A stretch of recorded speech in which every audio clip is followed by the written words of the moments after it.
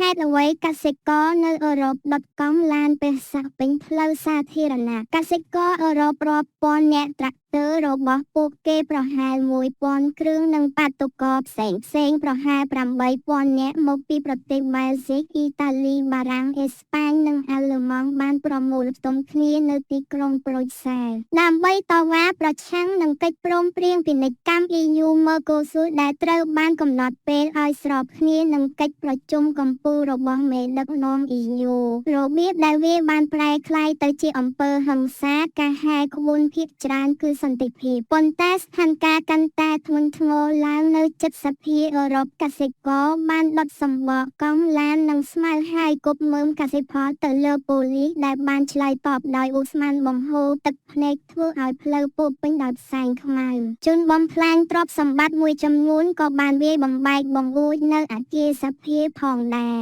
ដោយឡែកពីគ្នាក្រុមបាតុករបានដុតឈូសបណ្ដោះអាសន្នដែលមានស្លាកថា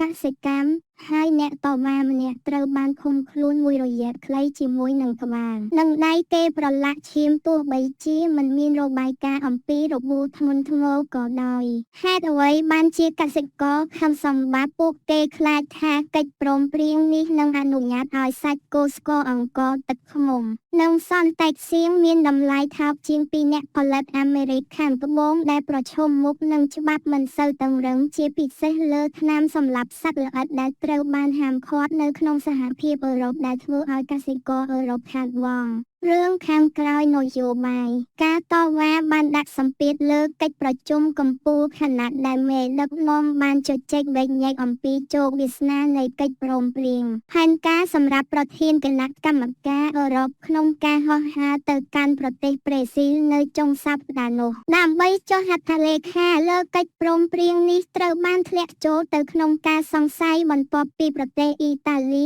បានចូលរួមជាមួយប្រទេសបារាំងក្នុងការជំរុញឲ្យមានការពន្យាពេលនេះជាវីដេអូថតបាននៅទីក្រុងប្រូចសែលថ្ងៃទី18 ខែធ្នូឆ្នាំ 2025 អ្វីដែលបានកើតឡើង